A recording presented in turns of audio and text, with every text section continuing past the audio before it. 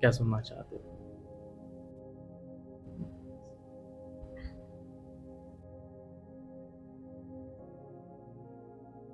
सिर्फ सुनते हो या आचरण में भी लाते हो? हम्म। बिना आचरण के वो ज्ञान कुछ काम का नहीं है। हम्म। ज्ञान की लालसा रखते हो लेकिन उसको आचरण में नहीं लाते हो तो उस ज्ञान का कुछ उपयोग नहीं है। हर एक स्टोरी में, हर एक उपदेश में कुछ तो लेसन होता है। ये लेसन नहीं है, ये ज्ञान है। और ये ज्ञान का जब तक आचरण में उपयोग नहीं करते हो, उस तरह अनुकरण नहीं करते हो, तब तक ये ज्ञान कुछ काम का नहीं है।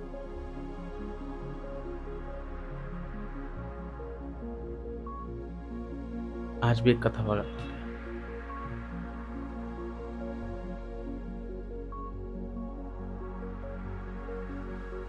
नॉर्थ भारत की तरफ एक विशाल साम्राज्य था।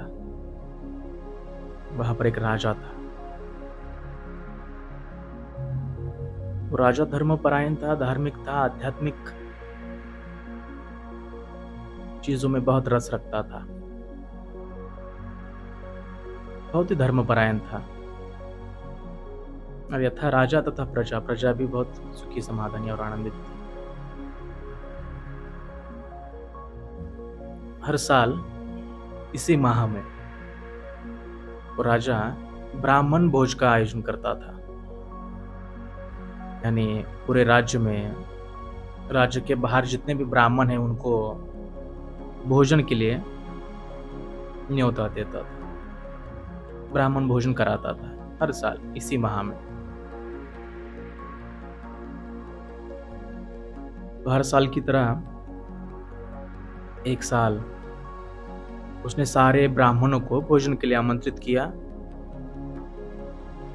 और उनके भोजन का इंतजाम महल के बाहर ही किया।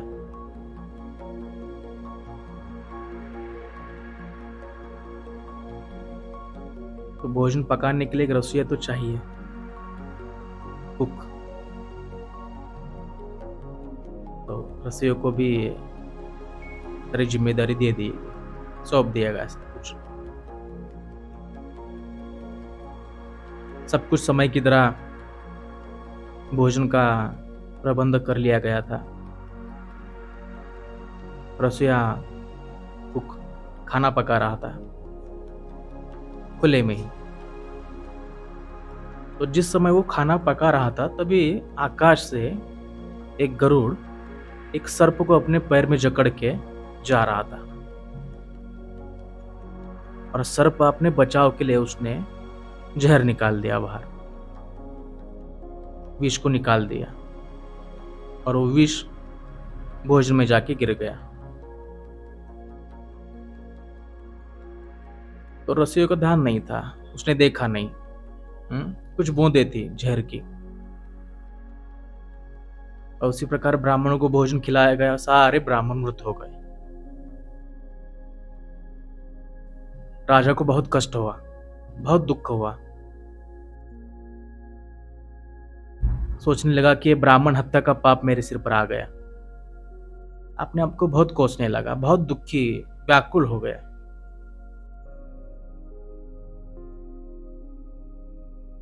तो चंद्रगुप्त और यमराज इस ब्राह्मण हत्या का पाप किसके खाते में रखना चाहिए, इसके बारे में विचार करने लगे।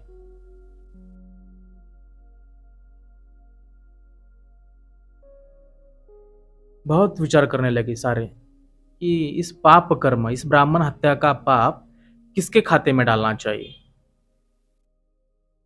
बहुत सोचने के बाद भी कोई मार्ग नहीं निकला, क्योंकि यहां पर कोई भी दोष नहीं था। क्योंकि राजा को तो पता ही नहीं था, इसलिए दोष राजा पर भी नहीं जाता। जो कुक है उसको भी पता नहीं था, तो दोष उसके ऊपर भी नहीं जाता है। ना ही दोष जाता है सर्प पर, क्योंकि उसने अपने स्वतः के, खुद के बचाव के लिए जहर निकाला है। तो दोष उसके ऊपर भी नहीं जाता है, तो गरुड़ के ऊपर भी नहीं जाता है। तो इस पाप कर्म को किसके खाते पर रखना चाहिए, कोई मार्ग नहीं था कि किसके खाते में रखना चाहिए। इसलिए वो फाइल बहुत दिनों तक यमराज के टेबल पर ही रहा, पेंडिंग। क्योंकि किसके खाते पर लिखना चाहिए। तो एक दिन उस राजा को मिलने के लिए कुछ दिनों के बाद, 1 माह 2 महीने के बाद, राजा को मिलने के लिए एक दूर देश से कुछ ब्राह्मणों का समूह राजा के दरबार में महल में जा रहा था। तो राज्य में जाते ही उस ब्राह्मणों के समूह ने एक औरत को पूछा, एक महिला को पूछा कि राजमहल के लिए जाने के लिए रास्ता कहाँ से है। तो महिला ने बता दिया कि इस जंगल को पार करते ही राजमहल का रास्ता दिखाई देगा, वहां से जाना है। लेकिन हे ब्राह्मणों, सावधान, वो राजा खाने में जहर मिला के ब्राह्मणों को मारता है। तो यमराज ने बोल दिया चंद्रगुप्त को, वो पाप कर्म जो ब्राह्मणों की हत्या हुआ था, उसका सारा कर्म का फल इस महिला के खाते में डाल दो। चंद्रगुप्त ने उसके खाते पे ब्रह्म हत्या, वो पाप कर्म उसके खाते पे डाल दिए। लेकिन सबको प्रश्न उपस्थित हो गया। चंद्रगुप्त ने यमराज को पूछा कि प्रभु, उस ब्राह्मण हत्या में इस महिला का कहीं दूर से भी संबंध नहीं है, कहीं पर भी उसका संबंध नहीं दिखाई दे रहा है, तो सारा पाप कर्म उसके खाते में क्यों?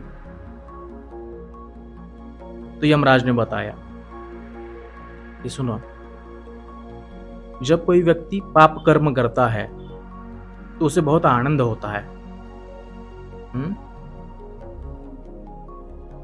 लेकिन ब्राह्मण हत्या के बाद तो आनंद किसी को नहीं हुआ, ना राजा को हुआ, ना कुक को हुआ, ना सर्प को हुआ, ना गरुड़ को हुआ, किसी को आनंद नहीं हुआ। लेकिन उस घटना को चुगली करके उस महिला ने आनंद लिया। वो घटना की, वो गलती की चुगली करके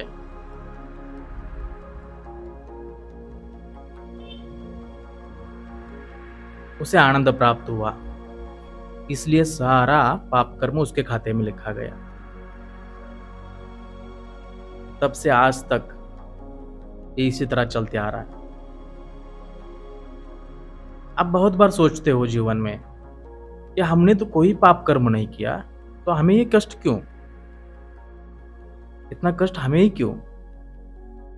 लेकिन ये कष्ट वहां से आता है कि आपने कई बार किसी की चुगली की है, किसी के गलती को आनंद के रूप में लिया है, किसी के गलती को बार बार दोहराया है,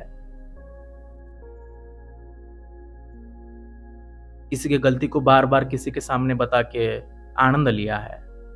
ये पाप कर्म वहां से ही आता है।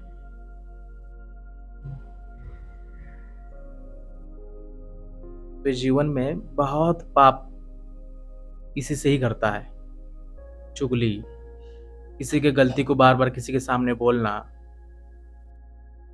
बहुत बार होता है ना, बहुत बार करते भी हो, और इसका पाप उसके कर्मों के पाप के बराबर उसके खाते में भी लिखा जाता है। जो ये गलती करता है, चुगली करता है, उसका आनंद लेता है, तो इससे पूरी तरह बचना चाहिए। किसी के गलती को किसी के सामने दोहरा कर आनंद नहीं लेना चाहिए। चुगली से बचना चाहिए, क्योंकि ये कर्म के बराबर ही पाप के खाते में लिखा जाता है।